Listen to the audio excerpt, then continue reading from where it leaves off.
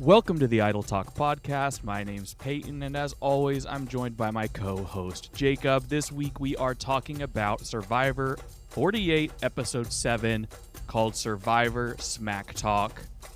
This is your spoiler warning, your only spoiler warning for this episode. If you have not seen it yet, we highly suggest you go and watch it right now. 3, 2, 1. We're going to get right into it. Jacob, the double tribal elimination twist was brought back this week. We had a season off from it. They didn't do it last season, but they did it in 46, and they did it in 45, and they did it in 43. They didn't do it in 44, right? So it's kind of weird when they've decided to do it and not do it in the new era. Yeah. A little random when they've decided to choose to do this twist and not do this twist. I don't know if there's any rhyme or reason, but this was the season to do it. And I think to start this whole thing off, before we dive into specifics of what went down this episode, I think we just start high level.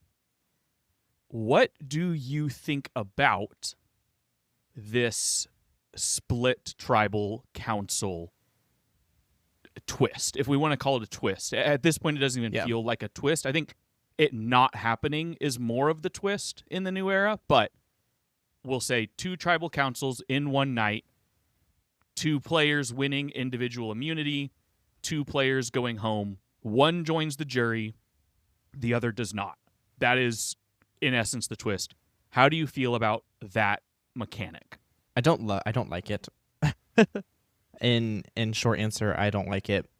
The thing that baffles me is, okay, we merge, quote unquote merge, because Jeff doesn't want to call it a merge, even though that's literally what it is. We merge, have a merge boot, and then we immediately divide back up into tribes. Essentially. What is the point? Why not just now we're merged? Like, literally, what I don't understand what the thought process is. So I don't like it from the perspective of we just merged and now we're unmerging to then merge back again. So it doesn't really seem to serve any other purpose other than just, oh, look, we have a twist. And then I feel like, especially this season, it's become very, very apparent. The split tribal boots are not interesting. The split tribal seems to not, like, I feel like Jeff's purpose of the split tribal is to make people feel like scared and to kind of influence the game in a way that people will play maybe more risky and maybe someone more like some interesting moves could happen because you're randomly divided up and there are 2 people going home, which in theory could work. But I feel like every time we've had this split tribal, nothing interesting happens. People talk about, oh, maybe we'll do this. Yeah. Like this episode, there was the whole thing of, oh, maybe we'll blindside Shaheen, but it was just all talk. Yeah. There's never been, I can't think of a split tribal besides the Drea, Marianne, Tori, Jonathan, and one other person besides theirs, and it wasn't even interesting for gameplay reasons. Yeah. It was just interesting because of the social dynamics that were at play. Yes. And so we have a boring vote last episode because it's the mergatory boot and they're just going to vote us home. They're just going to send someone home who doesn't ruffle any feathers. No one wants to make a big move right out the gate. They're just going to send someone home who's easy. And then we go to the split tribal where they just send home the easiest person. There's no moves that are being made. And that's the thing that I don't like about it, is it makes the episode boring. Yeah. I agree. I agree, especially with your point that it is weird to do this. And we talked about, we do this all the time, whereas every season we kind of talk about the same sort of thing.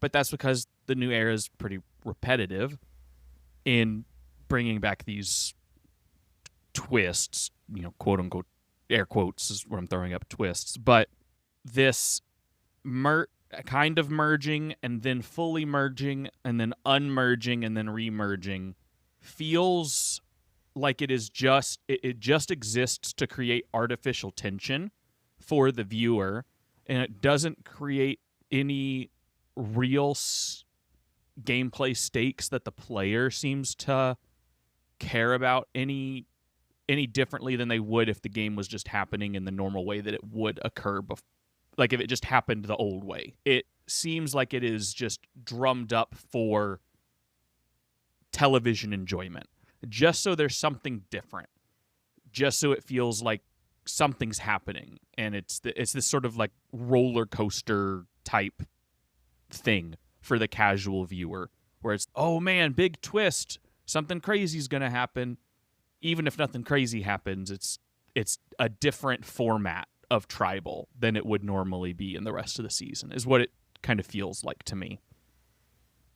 I wonder why not just like last week, instead of doing what they did last week, where they're doing this whole instead of doing this whole earn the merge, just do a normal, all right, everyone comes together, or you could do the earn the merge or whatever, but it's like everyone comes together, and to earn the merge, it's a double.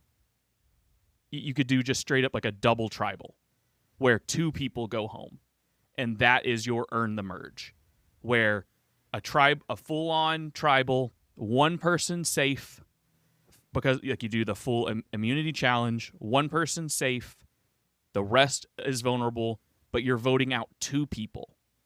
And you vote out those 2 people, then everyone who survives that night is now merged. They've earned it because they've survived a tribal council where 2 people went home. That has stakes. And so you can actually do a tribal where 2 people go home because you have enough people voting. And so there's some legit room for actual interesting stuff to happen there.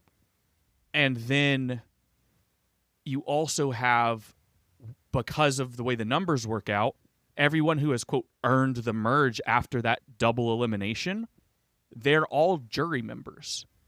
And so by earning the merge, you have also earned a seat on the jury bench.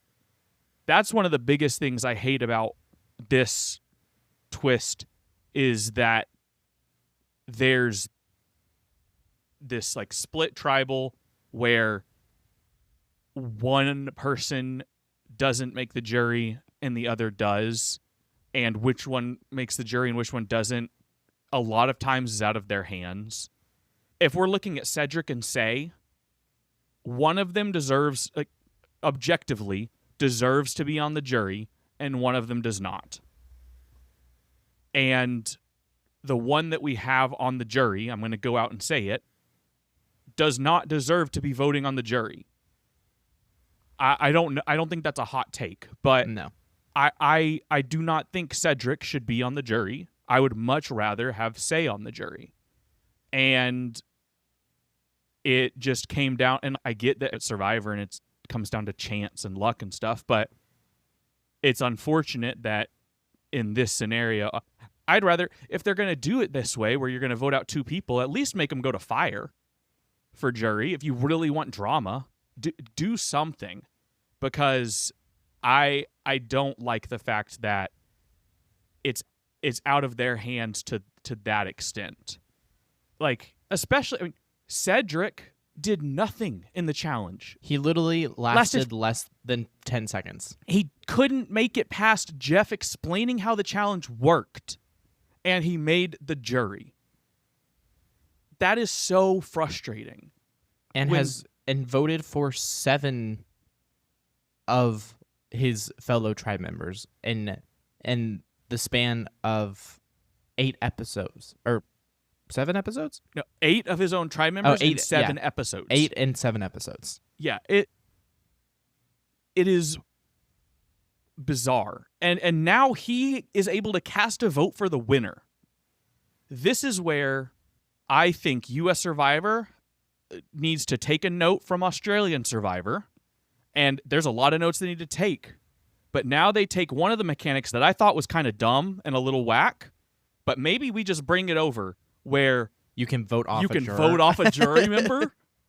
And I think they should be able to vote off a jury member because Cedric is the way he decides to vote. When he goes in there to vote for the winner, he's probably going to sit in there for 4 hours in the vote, like the voting booth, and just be talking to the camera, debating all 3 people. I don't care who they are. And he's going to be weighing the pros and cons forever before he decides on who the winner is. Bro can't make up his mind when it comes to voting. And he's a juror. It's crazy. I think we'll talk more about that later. But yeah, that's one of the most frustrating parts about this twist.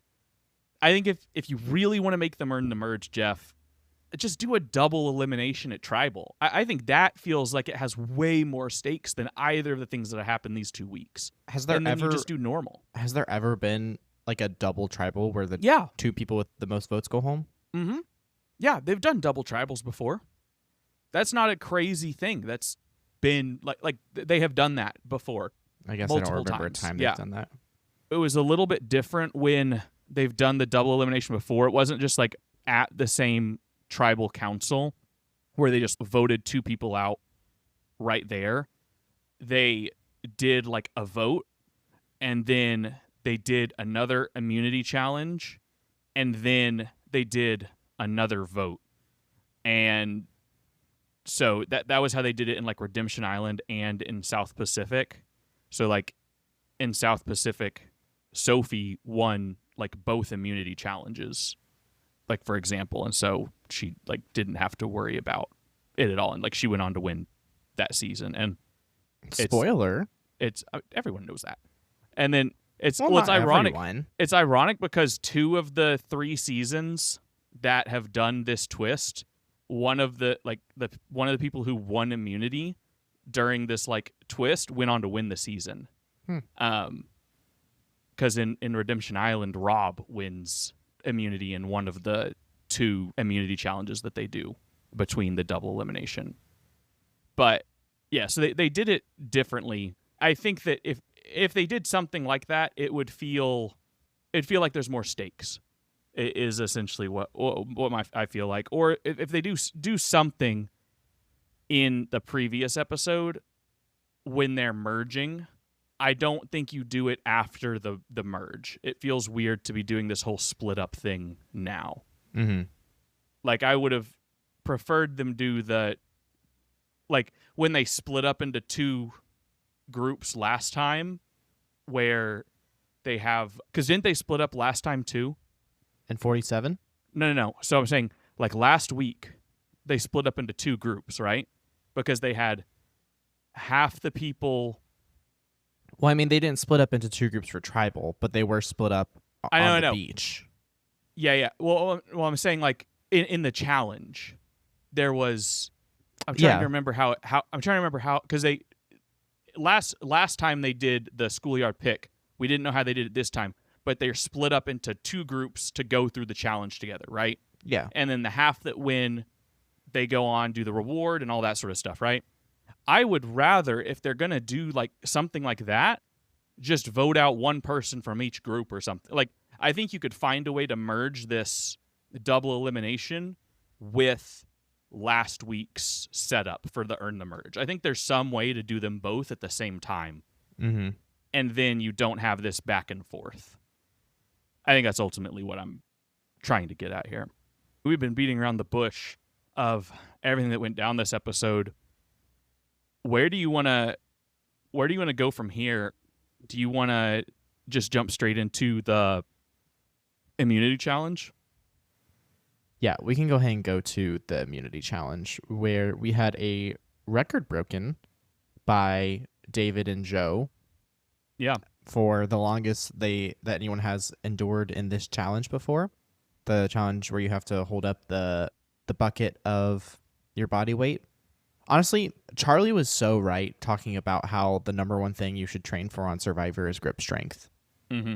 If I knew I was going on in a year, that's what I would like immediately start doing. I get one of those like little squeezer thingies. I start going to town on that thing.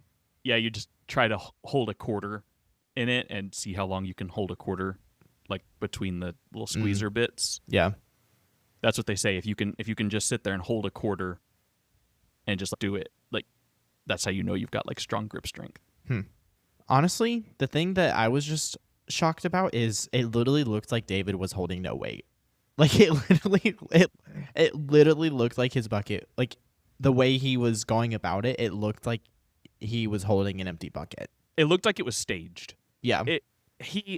Especially when he did the little yes, that's the one I'm thinking about, when he was like revving it. Like it was a motorcycle and he was just giggling almost. And there are people who say, "Oh, this is nothing. I could go all day."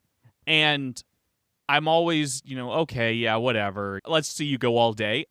I legitimately think he could have gone all day. Yeah. I don't think he was going to.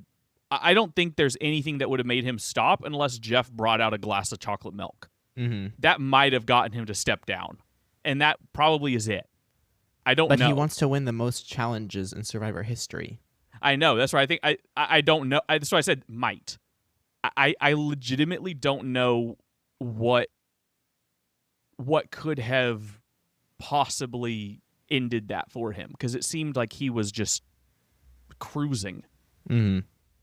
And Joe seemed like he was chilling pretty good too, but you could also see towards the end like there was some like tiring. Yeah. You didn't see that with David. David was looking at his nails on going, one hand at a time, looking at nails, like just the fact that he was one-handed. It seemed like more often than he had two hands on it. Yeah. One thing and we'll do a whole episode about Australian Survivor and comparing it to US Survivor, but in this moment it makes me think of it. But one thing I wish US Survivor would do more is organically up the stakes in a challenge. Like when a challenge is going a long time, in Australian Survivor, a lot of times the players will initiate it, where they'll be like, hey, why don't we just, like, I really thought David was going to say, you want to go with one hand? Let's just go pick one hand only. And to try to make it in faster. Because David, I think if he just went with one hand, you can't switch hands, you just pick a hand and that's the hand you're stuck with, it probably would have ended a lot faster, because it seems like he would have chilled really well. They do that all the time in Australian Survivor, where they up the stakes. Yeah. And either they do it or JLP, the host, they'll up the stakes to make it move along a lot faster and to make it harder. And I think sometimes they'll even do it when they weren't planning on it, but they're like, all right, you guys are going a long time. Let's make this harder. So I kind of thought Jeff might do that, but then I was like, oh yeah, this is not Australian Survivor. They're not going to do that. But I wish they would have, because it would have made it more interesting. And they'd already broken the record. At this point, what do you have to lose? Let's get to the end of this sucker. One of you's not giving up. Let's go. Yeah. I do want to ask, because how well do you remember the Gabler one, where he went against Cody and set the record? Was that the one where when he was going, he spent like the entire time saying people's names? Yeah, he was shouting out people. It was like, this minute is for this war hero. Yeah. This minute is for my father. This minute is for this doctor. This minute is for this person. Yeah. This minute is for the teachers. This minute is for that person standing over there, whatever. One thing I wanted to kind of just briefly touch on, though, is like, how did you feel about the editing of this challenge in terms of, because we'll probably talk about it a little bit, how it was pretty, I think it was very silly in the way it was portrayed, because you've got Shaheen doing the tribal music, and can you give your best rendition? I don't even remember. It's like, oh, wow, like that sort of thing, He was doing that, right? And then they do the apply to be on Survivor ad in the middle of it, and all of that happening where it feels very lighthearted.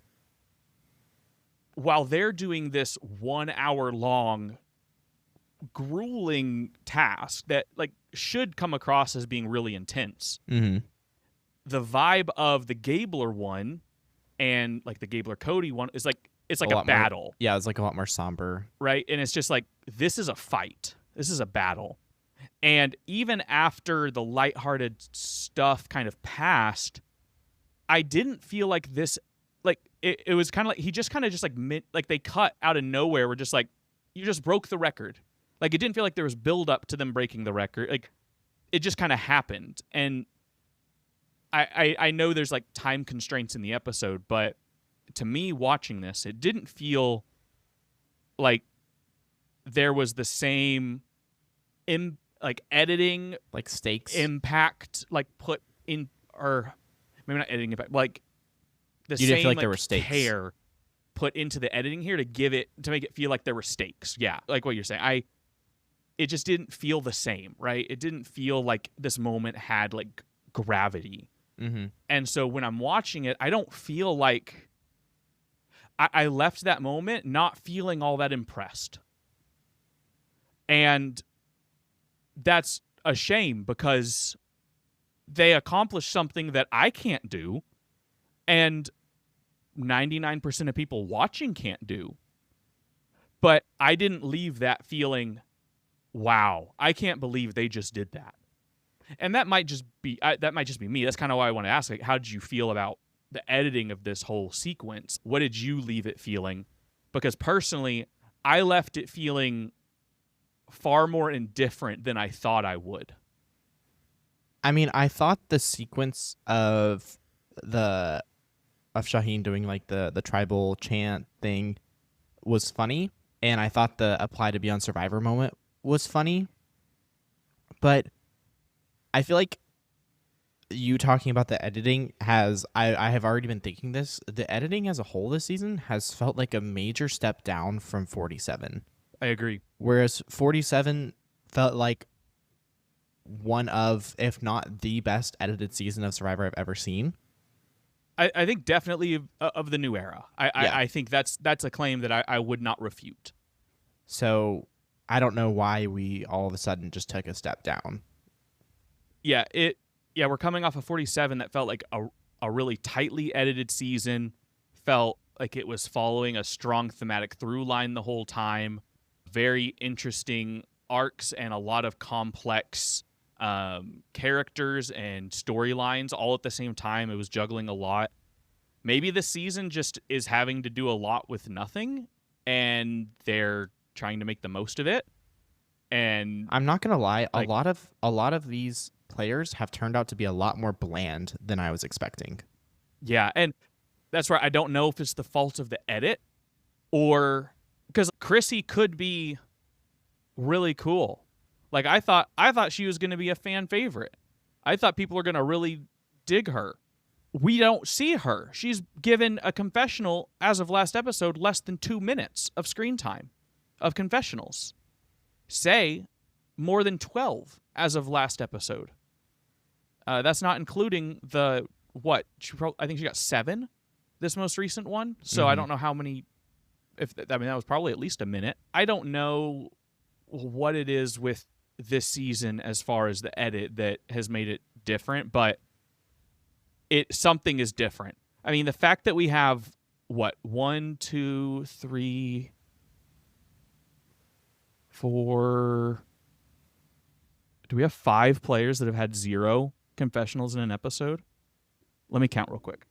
We have Chrissy has 0, Star has 0, Joe has 0, Mary has a 0. So that's 4. Was there anyone else that got a 0? I think that's it.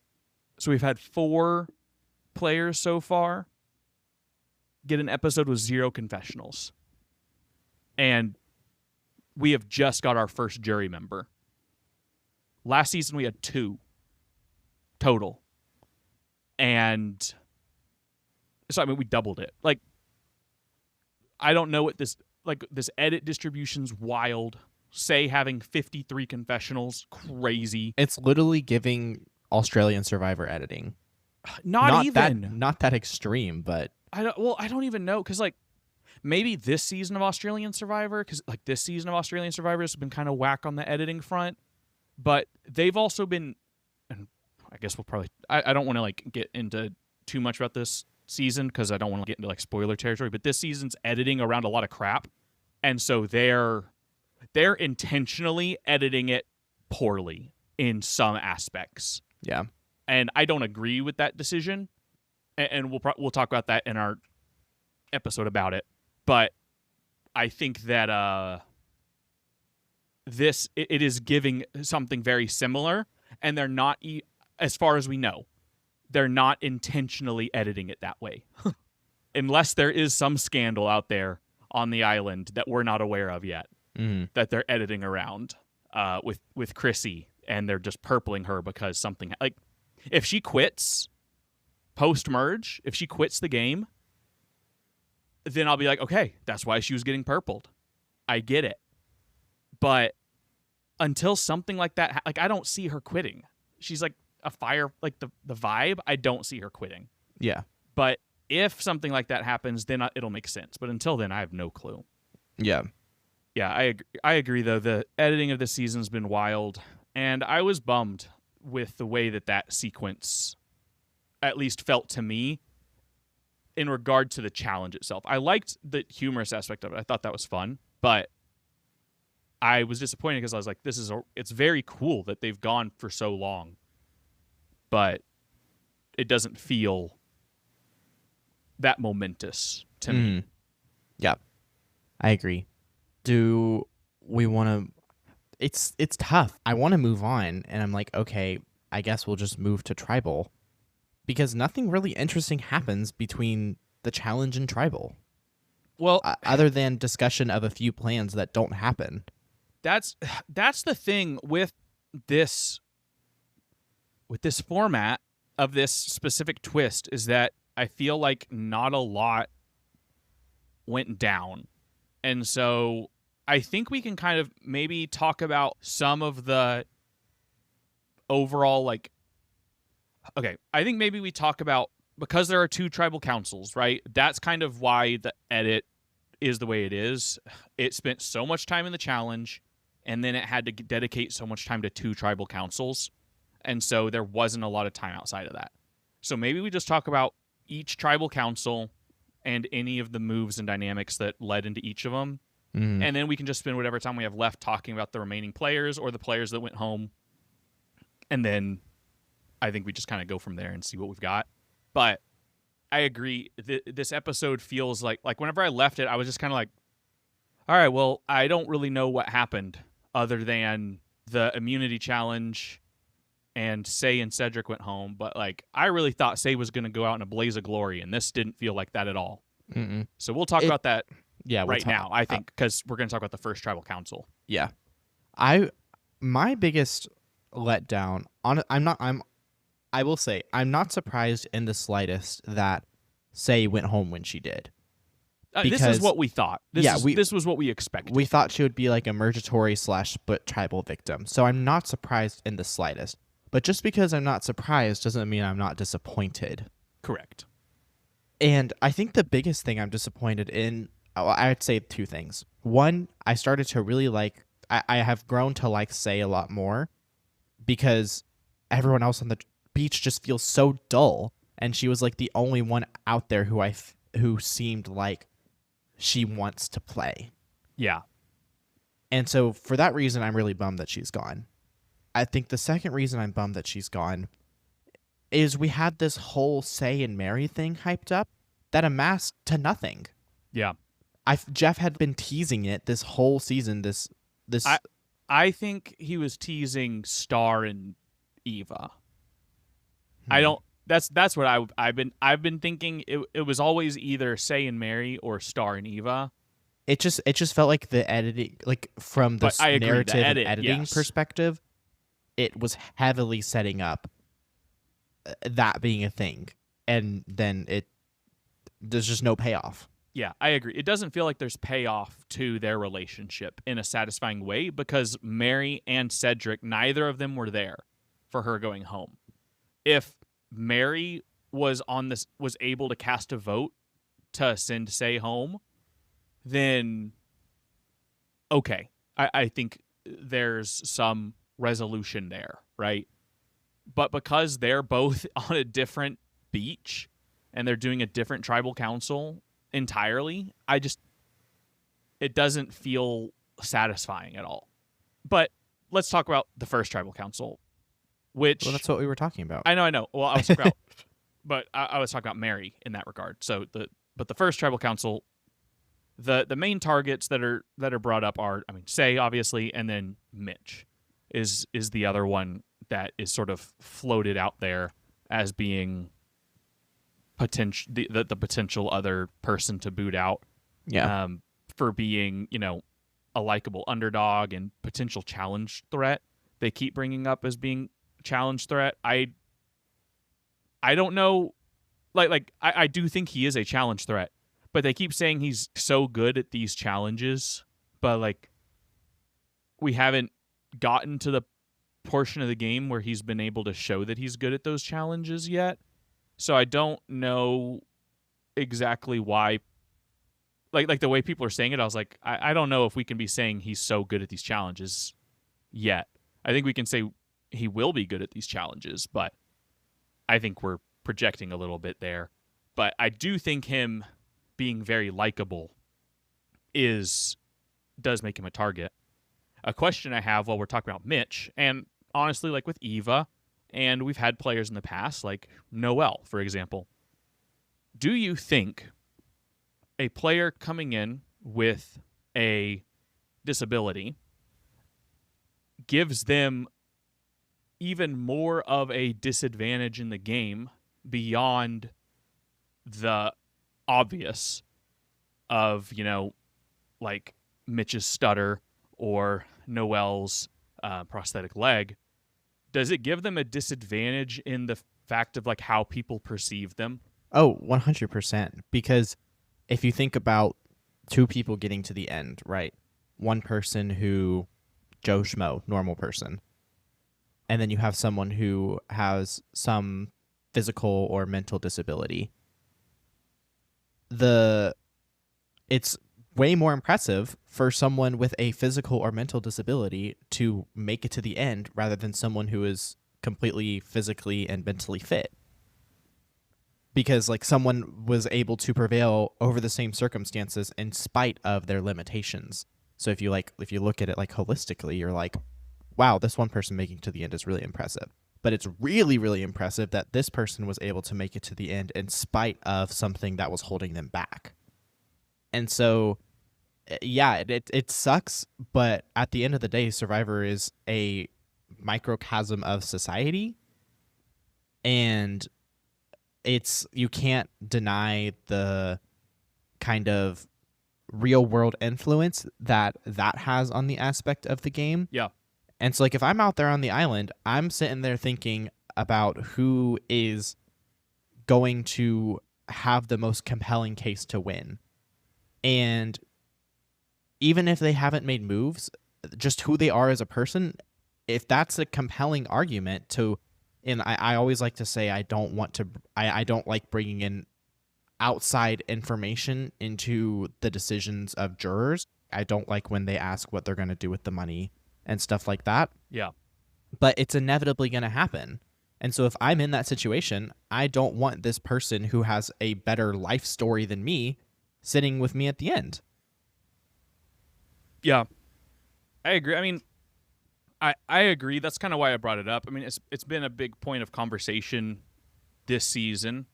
It kind of makes me wonder. I think this is an interesting conversation to have. And so a follow-up I have before we kind of keep moving on is, what is the point, and maybe this is a really deep question. Are you going to say what is the point of casting people with disabilities? No. I'm not asking what is the point of. I'm asking what is the point when.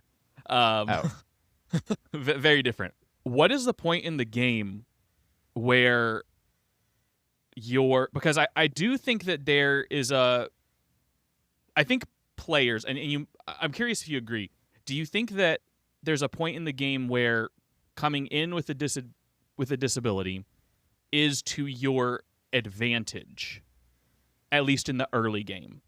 Because what makes me think of this is Charity's comments after being voted out last week and what she was saying about Eva, and that nobody wanted to vote for Eva. I mean, I do think that they're... And so my question is, if not saying whether that is true or not, but saying let's say that Charity is right for the sake of this argument, at what point does it go from being advantageous to disadvantageous, or does the perception, like do other people's perception of it go from it being like it flips that switch of, okay, now it's like threatening, you know what I mean? Like, yeah, I get what you're saying. No one in the early game of 43 wants to be the jerk who votes out Noelle, right? No one wants to be that person. But it's the same thing as, like, right now I'm watching Survivor Amazon, and there's a player in that season who's deaf. And no one on her tribe wants to be the person that votes her. Like, they don't want to vote her out because of how it's going to be perceived. But none of them can have conversations with her a lot of the time that they're at camp because it gets dark. And then she can't read their lips. And so there's so much time that there's conversation happening that there is no communication. So she's missing out on most of the conversation. So she doesn't have relationships with a lot of the people in the tribe. And so they're in this like conflict of, we don't really want to vote her out because we don't want it to come across like we're voting her out because she's deaf. It's not because she's deaf. It's because we don't have relationships with her.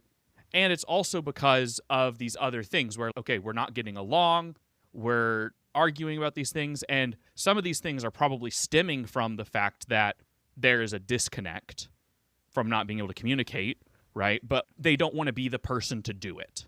Yeah. But at a certain point in the game, if she makes it to the end, she probably wins because she made it to the end and she couldn't hear the entire time. And that is the most impressive thing ever. So, like, it's that same sort of thing, I think, with any player who's coming in at a disadvantage. And so I wonder, like, if that's the case with players. I think it varies from player to player, but I'm just kind of thinking higher level. Is there a point that it changes? Like, does it vary so much? Or is it at merge? Is that where it changes? I feel like it's usually at merge where that changes. Because, I mean, I feel like you can form connections with people faster, like when you're open about that sort of stuff. And so, like, it's an instant line of connection to someone. So, for those reasons, you are probably more likely to keep them around because you feel closer to them at the start. And then once you hit merge, you start to realize, like, okay, they're going to be a threat in the end. And so I feel like that is one of the, like, at the end of the day, like, Survivor has always been about being a social experiment. And I feel like a lot of that has been lost from where we began to where we are now. But I feel like that aspect has very much continued to today. I agree. That was my question. I just was thinking kind of high level because I think we have two players that both have very unique stories this season. And so I think it's just an interesting conversation to have when we don't have a lot of other interesting things happening. I'm honestly, I'm so shocked that no one threw Eva's name out there in the split.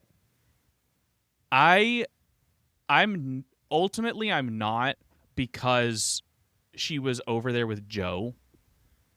And I just think... But with Mitch's block a vote, they literally could have blocked Joe's vote, left Eva out of the conversation. I think I agree. I think blindside her. I think they could have very, very easily. But it would have required them working like with Sai, and I just don't think anyone trusts Sai. And I just think that ultimately is what it kind of comes down to. And you have Star, Joe, Eva voting together as a block. So that's 3. I think they're probably afraid to do that. Chrissy's never going to work with Sai. I think it's an uphill battle given the distribution of players on that side. I'm not surprised, is what I'll say. I'm not surprised that it went down the way it went down. Not surprised, just disappointed. I'm not going to say I'm disappointed that Eva didn't go home. Well, no, I'm not disappointed that Eva didn't go home. Eva didn't go home. I'm just disappointed that the vote was boring. Yeah, it's disappointing that it was just a chalk vote, right? That's kind of how it tends to go. Do you think that Mitch is going to remain on the hot seat moving forward, or do you think that this was a split tribal thing? It seems like people have their eyes on Mitch pretty heavily, so I would not be surprised if he's on the chopping block. But I think the longer they let Eva or Joe stay in this game, the worse it is for everyone else. The worse everyone's chances are. I think you have to split them up. I think the longer original Loggy are in the game, the longer the 4 of those people are in this game, the more and more likely one of those 4 win. Yeah, because the Siva aren't unified at all. At this point, it is 4v2 v everyone. Is what it feels like. You see how that works, Jeff? You see what happens when you have tribe swaps? It makes it a little bit more interesting. It does. It does make it more interesting. It would make it even more interesting if they were swapped into 2 tribes and it was for more than 2 episodes. That would be far more interesting. But yeah. I digress. Is there anything else from this first tribal, the orange team, the orange group, that you want to take away before we go talk about the other group? Say, if you're listening, please come on the podcast. Yeah, we'd love to have a conversation with you about your time on the island. It's an incredible bummer that Sai had to go home early and didn't get to be the first person in Ponderosa, because the first player in Ponderosa, they set the tone for the jury, and they're the person that essentially they welcome in all the next jurors. They're like the king or queen of Ponderosa or whatever, right? And so I just think, like, the drama I think that she might kind of cause, and like the flair she would bring to the jury bench, I think that would have been really fun. And now we're just gonna get Cedric colonoscopies. Like, that's it. It's like Ponderosa, it's just everyone over there is getting colorectal exams. That's you go to Ponderosa and you're gonna get an exam. That's how it works.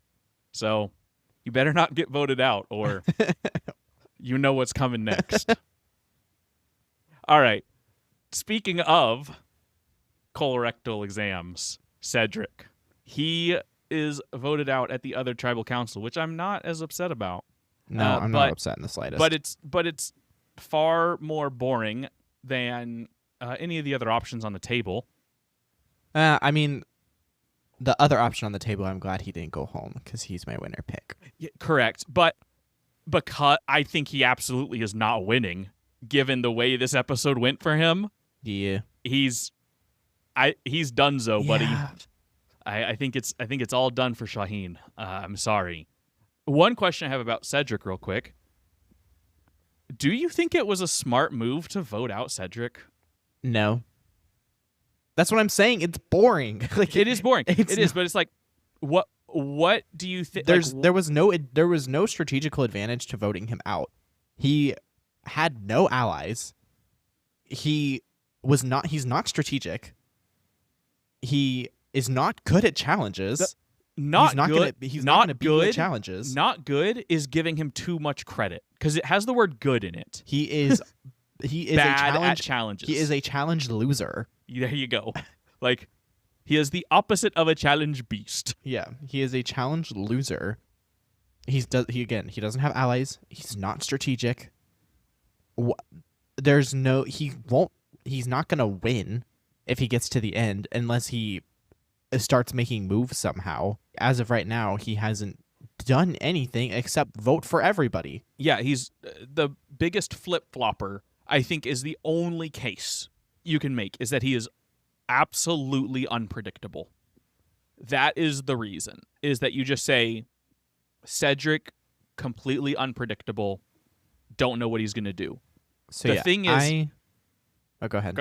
Well, I was going to say, the thing is, I would rather have an unpredictable Cedric than an unpredictable Shaheen or an unpredictable Camilla.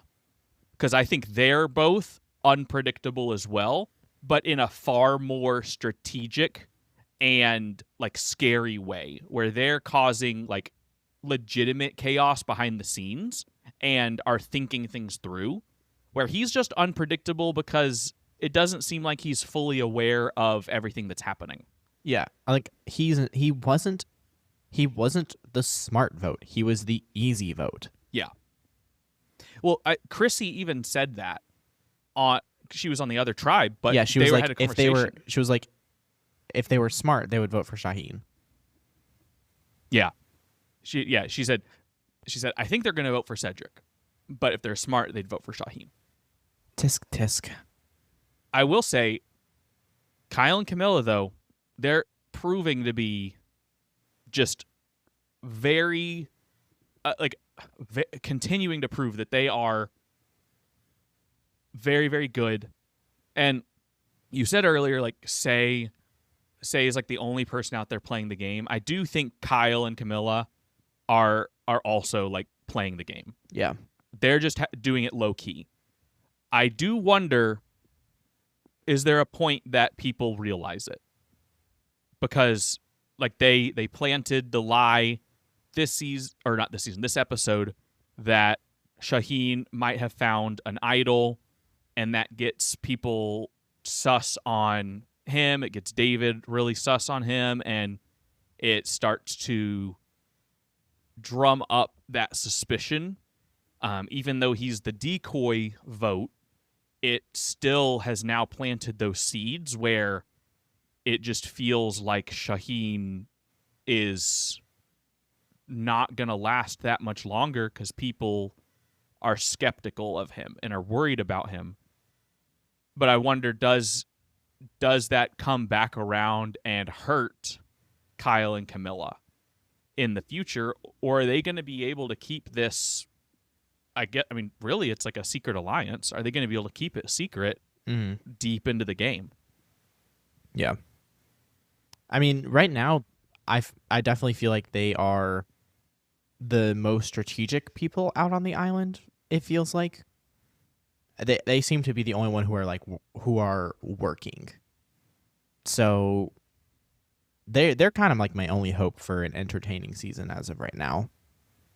Yeah, I mean, we still have a lot of game left, right? We just got our first juror. There's a lot of players to go. Like, there's still so much season, but I think that the two of them, I feel like someone's gonna call them out and realize it, because I feel like it's gonna get back to Shaheen that Camilla said, or Kyle said, or Camilla and Kyle said, whatever, that he had an idol, and that's gonna signal to him that they're working together, and then it's gonna sort of blow up. Like, I think that could very well happen, but I'm kind of hoping it doesn't, because the two of them having this secret alliance and causing chaos in the shadows is far more interesting and would be a very compelling ongoing narrative this season. Yeah. During it's something we skipped over it, but in the first tribal council, there's a moment where Chrissy said the quiet part out loud, and she essentially said that because like Joe was talking about how he wants to play, like everyone here wants to play like a game of loyalty and integrity and all this, and Chrissy sort of said, we don't all want to. She kind of refuted that. Essentially said, don't speak for me. Right now, that's fine, but at some point, we're going to have to turn on one another, and we can't just play a loyal game the whole way. Like I'm not in a position where I can just play a loyal game the whole time. Like I'm gonna have to probably turn on someone at some point to have a move on my resume, to have a chance at winning, which is a crazy thing to say in front of half the players in the game. Because yes, people are thinking that, but you saying that out loud, I think that probably puts you at the top of the hit list. I'm curious, like, because this has been an ongoing thing this season where there's like this clique of people that really want to play this like loyal game with so much integrity and no strategy, and we're gonna be truthful the whole time, and we're not gonna lie. We're gonna. Do you think that Chrissy's gonna be the one to tear that down, or do you think that she's the next one on the hit list?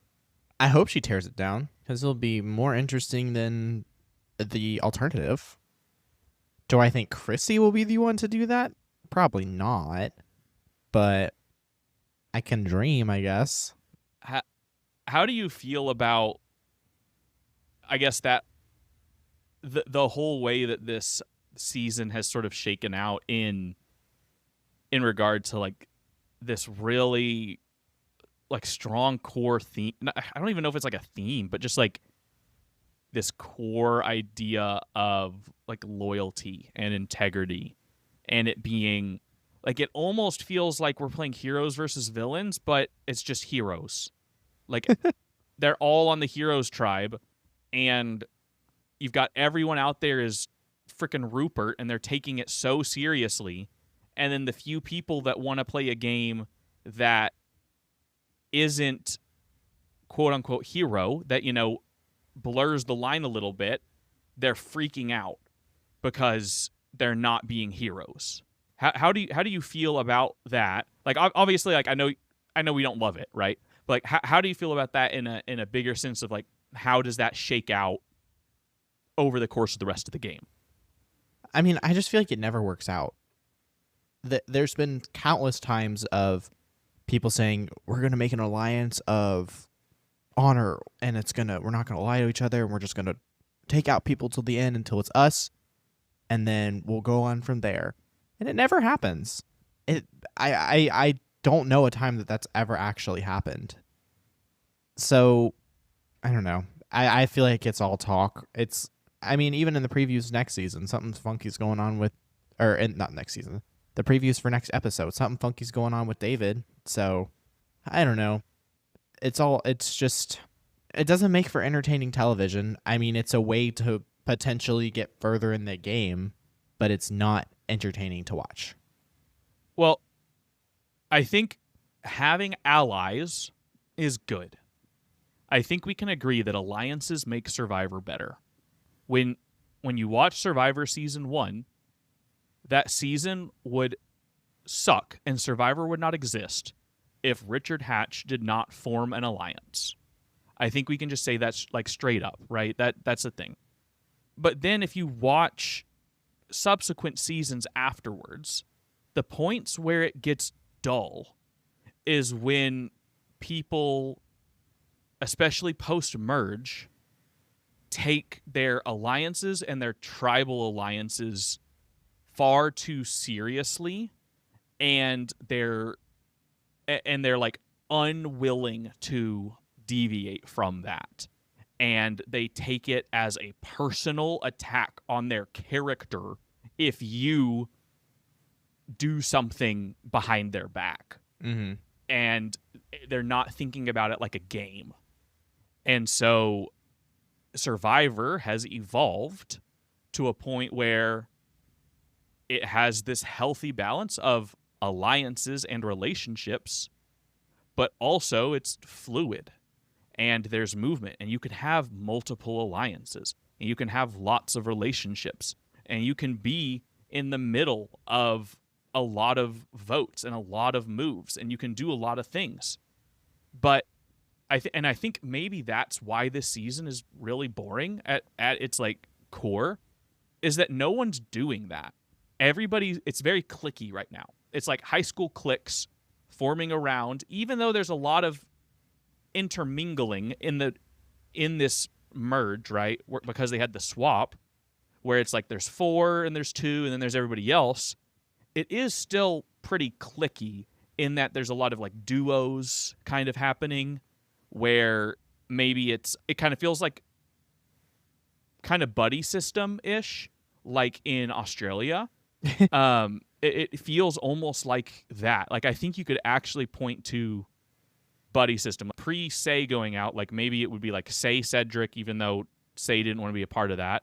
And then you've got Kyle and Camilla, you've got Joe and Eva, you've got Chrissy and Mitch. There's a lot of these like buddy system duos happening throughout, and no one is willing to like do something different. Mm-hmm. And so I think that's what's making it really hard right now, is that the game just doesn't feel fluid. It doesn't feel organic. And so I'm hoping and praying that maybe we'll just get a normal tribal council next week. But I know for a fact, actually I don't know it for a fact, but I'm pretty confident that we're going to get a freaking journey next week, because it's been a while since we've had one. Yeah, it has been a while since we've had a journey. And so I feel like next week's not going to be a normal tribal council just because of that. Thankfully, the block of vote's gone now. And is that the last advantage? We already the steal of vote was already gone. So block of vote gone, steal of vote gone. Eva's got an idol. That's all. That's it. That's all that's in the game. There's only one idol in the game right now. So we're in a position where things could be relatively normal. But I think that scares Jeff. So I think he's about to inject some more things into the game. Mm-hmm. Do we want to real quick talk about who our top players are right now? And then we can wrap it up. Yeah, I think we should definitely, kind of reevaluate. I guess starting next week, I'll bring back power rankings, because we've officially reached the jury. So that will start, I think, next week is when I'll start power rankings. Okay. So for now, we can kind of just do not an official power ranking, but sort of just kind of thinking more like risers, fallers, and I think in general, maybe if we just picked who we would put in final tribal council right now. Mm-hmm. And I guess before we do that, right now, I think more than ever, because now we have a 4th player with 0 confessionals, we're in kind of uncharted territory, and this season's been edited so weird. I think I'm willing to overlook 0 confessionals as a disqualifier for someone winning at this point. I don't know how you feel about that, but I don't think I'm going to talk like previously that would just toss someone out and I would not consider them win eligible. I think right now, if they meet all the other criteria in my head and they feel like a winner, I think that a 0 bomb is not a death nail because of the fact that this season's been so wacky. Mm-hmm. Mary getting a 0 is kind of weird, and Joe getting a 0, like that felt really weird, especially in the episode he got it. Yeah, especially the episode that it happened. I think the fact that he got it in the episode he got it, like I think if he's the winner, he gets a confessional that episode. So I take his 0 bomb with a lot more weight than I do. Mary wasn't in the conversation, like she technically went to tribal, right? But she wasn't in conversation with any of this stuff. She was just kind of there. So she's been pretty invisible in the edit at this point for the last couple episodes. So I don't know. I don't take that seriously. Yeah. Anyways, that's just something that I'm kind of thinking about as we're doing this, and if there are any potential more 0 confessional episodes down the line. Mm-hmm. As of right now, do you have Mary in your final tribal? I think so. I think I kind of. It's hard because like she's the last Vula standing, right? And so it puts her in such a weird place because it feels unprecedented to have a lone a lone wolf from a tribe there with this many players left. To be there with 10 people and 9 of them were together at the start of the game and one of them is the outcast, right? I mean, it happened to Emily. At this point? Mm-hmm. Caleb was the first juror. Caleb was the first juror, yeah. Well, and then she went home at 7.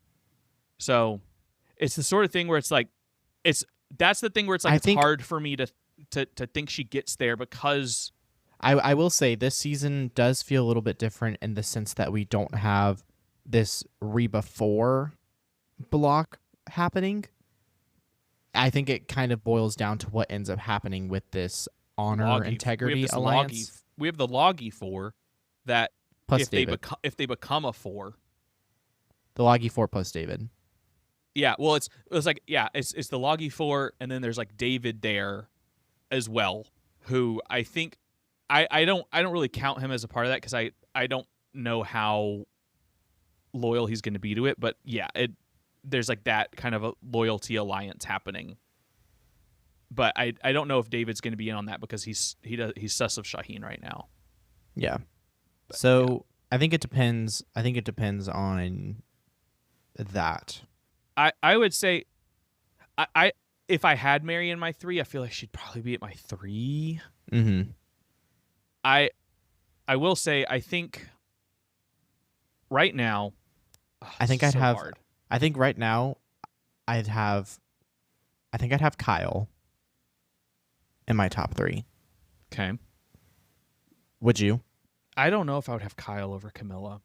This has been a point of where we've been in some disagreement over this. I feel like the two of them in their relationship, it to me, like, Kyle's getting a little bit more of the edit, but Camilla feels like she's getting the overwhelmingly more positive edit, whereas Kyle's is just neutral.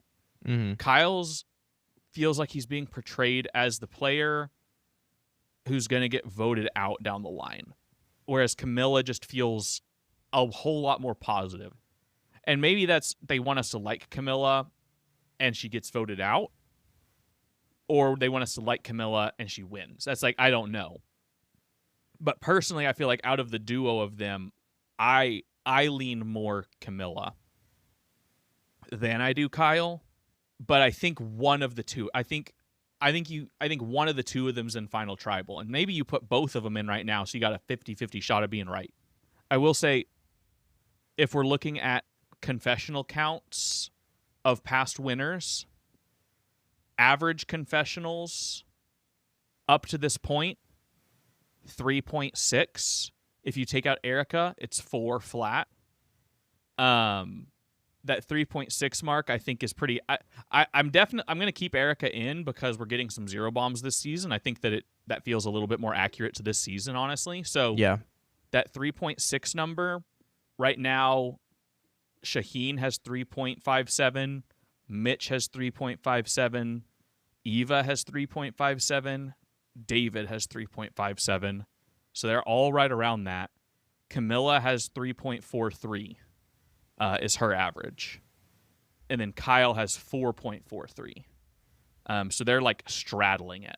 Mm-hmm. So, and those are all people that I would consider to be in the conversation. Mary, 3.29. The 0 bomb this episode hurt her. Yeah. Dropped her down. I do think like Kyle or Camilla's probably in there though. Who else would you have in? I mean, probably Eva or Joe. I think I feel like Eva makes a lot of sense just because she's getting. I feel like she's getting the edit, and it's like Joe's getting a pretty strong edit too, and so it's tough to to pick between the two of them. I would probably lean Eva personally. I think Eva's probably in there, but I do think that people are like going to be scared of Eva, and it's going to make her a target. But I really, really think they're building up to Joe taking the bullet for Eva. Like, it just seems like that was the narrative they were building towards, was like him with him saying that he will do whatever he can to protect her, even if it means tanking his own game or whatever. You know, I kind of think that might happen. And so I think there's a world where Eva goes on and Joe doesn't. And they go power duo to the end. Maybe he gives her the immunity necklace one time. I could see that. I could see the two of them making it to, and they have like, to take each other on fire. Yeah, or like they make it to the point and like he's the one that has to like choose and he steps down so she's safe or something, and like he goes down to take out someone or what, you know, like I could see a billion things that happen. I don't know if both of them sit in the end at Final Tribal. I think that'd be a bit idealistic, but I think right now it feels like Eva probably makes it to the end. And I will say, David feels really strong. He does. Like, I'm a David doubter for sure, but I can't deny that his edit is really strong right now. Mm. I mean, he named the merge tribe Milk. Yeah, it's Chinese. It's Mandarin for milk. It's Nui Nai. Nui Nai. Oh my Which gosh. is very similar to last season's Nui Nui. But it's not that. It's Neonei, which is cow's milk in Mandarin, which is Oh my hilarious. I want to know if he told them when they picked it, or if he was just like, if he lied about what it meant, or if he just was like, this is a cool sounding word. Or Well, I don't think he knew what it meant in Mandarin, because I think I think they came up with the word, and I think Mary gave it in Chinese or Mandarin. Did you see the tweet about her wanting to make it the name a Chinese character? Mm-mm. So they apparently had multiple iterations of the tribe name, one of which they all were okay with, because I watched a TikTok from Kelly Wentworth about how they go about picking the tribe names, where like you can pick a tribe name and then you tell production, and production can tell you no, and then you may have to like try a couple of times. But apparently they all were okay with doing the tribe name in Chinese, with Chinese characters, but production because Mary wanted her parents to be able to watch Survivor with Chinese subtitles, and I guess CBS doesn't make it with Chinese subtitles. And so Mary wanted to do that, to be like, hey, CBS, y'all should make Chinese subtitles. But then production said no. But they were okay with milk. Cow's milk. So Yeah, cow's milk in Mandarin. I was wondering how he knew how to say milk in Mandarin. I didn't think about the fact that Mary was there. So I'm That makes a lot more sense. I'm assuming what happened was they were like, let's name it cow's milk, and they're like, what's cow's milk in Chinese, Mary? And then that's the English phonetic alphabet spelling of the Chinese characters. Yes. Yeah. It's the English spelling of it. Like it's the pronunciation of it. Yeah. So right. I think, to summarize that all up, if we were picking a three that are in there, I think either Camilla or Kyle.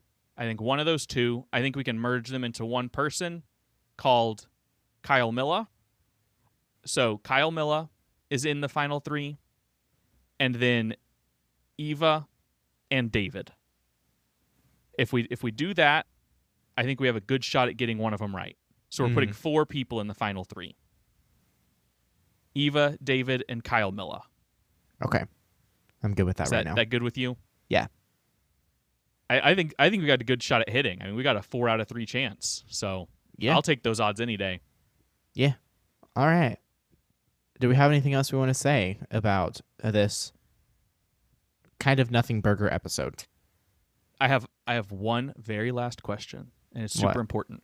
What? In this challenge, how long do you think you would last holding 25% of your body weight on 13 days of little to no food? Are you saying in my current state right now, or if I like worked out for a year up to it? I mean, I don't know how much you can project what your strength will be in a year. So let's say you're going out to you get the call right now. You're going to Survivor 50. Okay. Go. I think I would Jeff wants you. I think I would last longer than 15 seconds. Yeah. I feel like I would last longer than Cedric as well. I think I would probably last 5 to 10 minutes. Probably less than 5 minutes. I was going to say 5 minutes, maybe 5 to 10. That's a long time, I think. Like that's a little while for sure. I think I could. I don't think I could make it to 10 minutes. I think that's a long time. I think if I trained, probably, like, I think maybe. Yeah, I feel like 5 minutes is a better guess. But like, I know I'm out of shape, and so I think if I could crack 5 minutes, I would be very happy with myself, because I feel like that would be really competitive. I just would know going into it that's not my challenge. Yeah, that and get a grip, no shot. Yeah, no shot. I would have. There's so many challenges on Survivor that I would know right away, like, this isn't my challenge. That's why, like, I love when they bring out. I love when they used to, like, bring out, like, rewards to incentivize people to, like, step out and stuff. I wish they would do that, because if I was on Survivor, I already know the ones I can and can't win. I don't mind stepping out. If the rice negotiations came out on Get a Grip, I'd be the first to volunteer. Yeah. I'd be like, yeah, I know I am not winning. Yeah. Like, my feet are too big. I would struggle. I just don't have a lot of upper body strength or grip strength. At least not more than the average woman. Yeah, that's the thing, is that it's just the people who do really well on that it's usually the, like, really thin women, like, do really, really well. Or D with her comically large feet. Yeah, well, or she's got her, like, toes. Yeah, like, her big toes. Like, her really long toes. Like, yeah, that can dig into the little nooks. Yeah. Yeah. I just know, like I could probably get my arms around it, and, like, my feet, I wouldn't be able to get in, like, to those footholds, and I just don't think I'd be able to hold on to it long enough.